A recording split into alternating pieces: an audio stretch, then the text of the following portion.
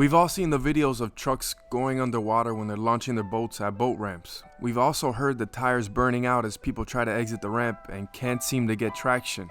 It's almost become a spectacle to see people try to launch their boats at public boat ramps. What's up guys, it's Life Offshore, and today we'll be talking about 3 reasons why boat ramps swallow trucks and turn them into submarines when launching boats. Make sure you guys like and subscribe, and if you have TikTok and Instagram, follow me at life.offshore. So before anything, we have to understand that not all boat ramps are made equally. Some are steeper than others, and some have different texture pavements than others. Depending on each of these variables can depend on how easy or how difficult it might be to take the boat out of the water. For example, if the ramp is not very steep and has a pavement with grooves, it can be much easier to exit that ramp than a ramp with steeper incline and untreated pavement that's full of algae. Now, with that in mind, let's talk about reason number 1 and the most common reason by far, which is human error. Now, mistakes happen all the time and we're not perfect. Picture this: you're backing the boat into the ramp and you have a huge line of people behind you waiting to do the same thing.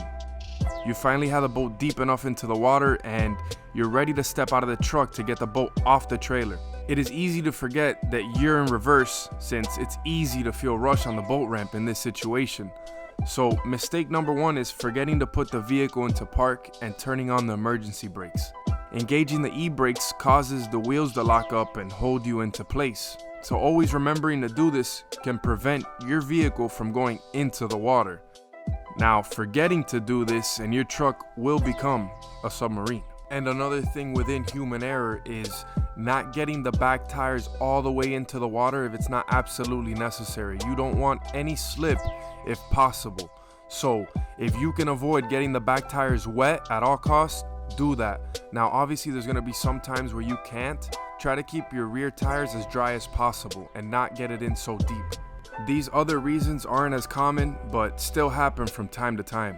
Reason number 2 is heavy trucks on slippery ramps. Now for the most part, e-brakes only lock up the rear tires, which are closer to the water and are in a more slippery position than your front tires. I've seen experienced powerboaters having their trucks end up in the water because of how big their trucks were and how heavy they were and how steep and slippery the boat ramp was. When you have the vehicle in park and the e-brake engaged and your truck does not have 4x4 and you start seeing it slide backwards slightly, it's a nightmare position to be in.